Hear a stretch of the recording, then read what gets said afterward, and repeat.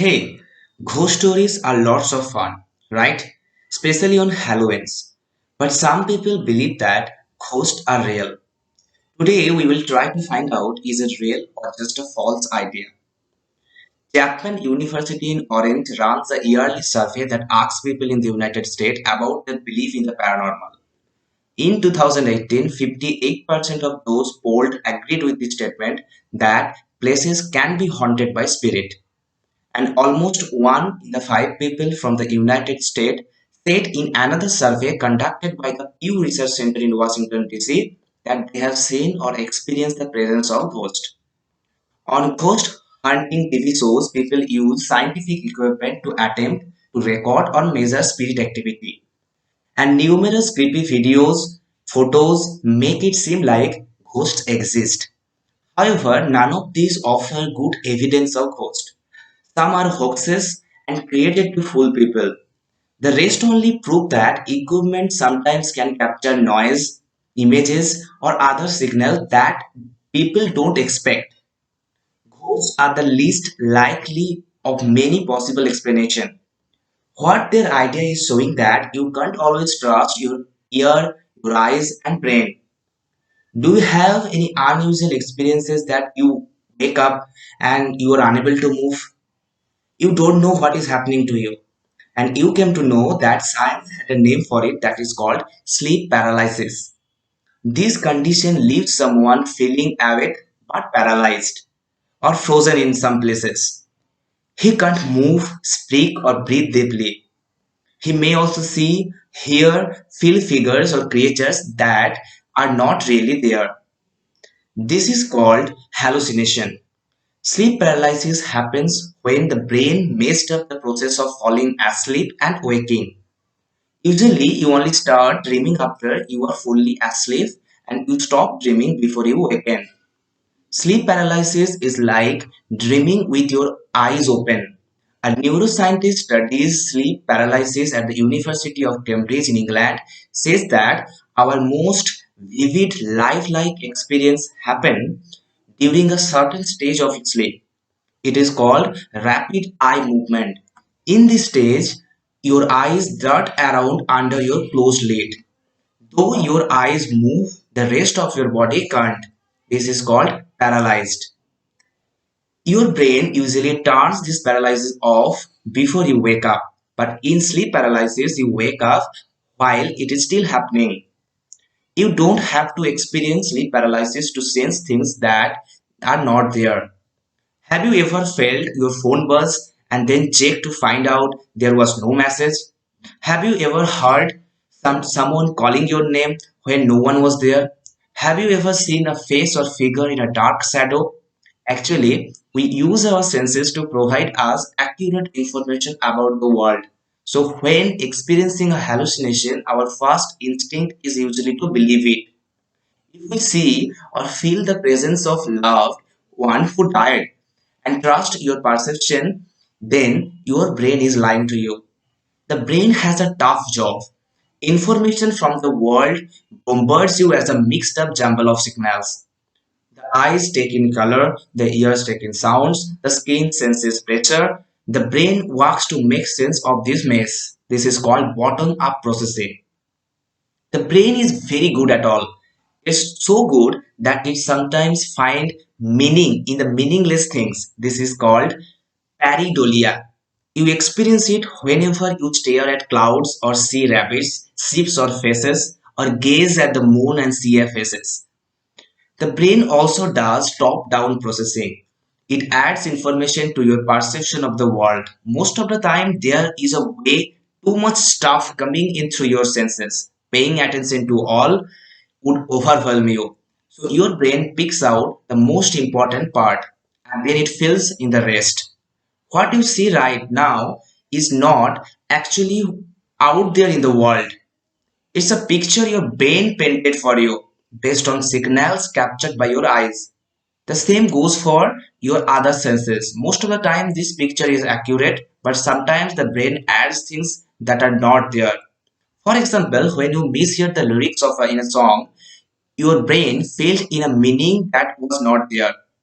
and you will almost likely continue to mishear those words even after you learn the right ones. This is very similar to what happens when so-called ghost hunter capture sound that they say are ghost speaking. They call this electronic voice phenomenon or EVP. This recording is probably just random noise. If you listen to it without knowing what was supposedly said, you probably wouldn't hear words. But when you know what the words are supposed to be, you might now find that you can discern them easily. In one 2018 study, a team tested whether this might also be true for healthy people. They recruited 82 volunteers. First, the researcher asked a series of questions about how often these volunteers had hallucination-like experience.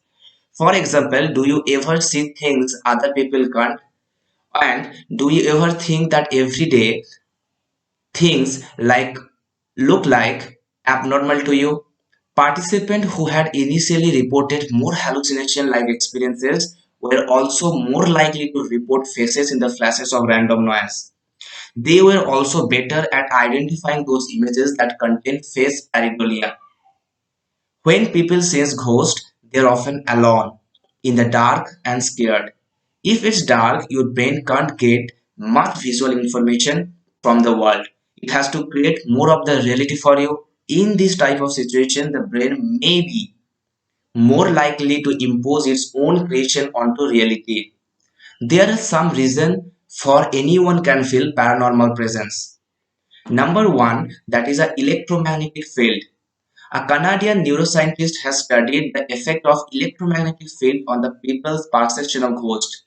He hypothesizes that pulsed magnetic field, which we can't detect on a conscious level, can cause unusual activity pattern in the brain's temporal lobe and led to people perceiving a presence in the room. Though there has been some pushback against his theory, other scientists have found that places with a reputation for being haunted like Hampton Court do have unusual magnetic field. Another common feature of supposedly haunted location is mold growth, with some research reporting mold in several famously haunted locations. Homeowners with mold growing inside their houses have also reported hallucinations and visions, which may likely link to toxins that mold produces. Another theory that puts ghost sighting down to external factor carbon monoxide. Carbon monoxide has been blamed in some cases for ghost sightings. In 1921, Dr. W. H. Wilmer told a story in a journal about a family who insisted they were being haunted after moving into an old house. Upon further investigation, it turns out a faulty pipe was leaking carbon monoxide into their home and causing the hallucination responsible for the ghost. Similar cases have been reported in recent years. Finally, anyone may experience sleep paralysis, hallucination, pareidolia, or inattentional blindness. Students with higher degree tended to have lower level of paranormal belief, the study found. And students in the physical science, engineering, or math tended not to believe as strongly as those studying the arts. This trend also has been seen in research by others. This study didn't usually assess the students' ability to think critically. That's something we would like to look into in the future. However, previous research has shown that science students tend to have stronger critical thinking skill than art students. That is probably because you need to think critically in order to conduct scientific experiment. And thinking critically can also help you to scout out likely causes for an unusual experiences without involving ghosts, aliens, Bigfoot, even amongst science students and working scientists, though paranormal belief persists, if you can't judge whether a ghost story or spooky experience is real or not, you may also get fooled by advertisement, bogus medical cure, or fake news. It is important for everyone to learn how to question information and seek reasonable, realistic explanation.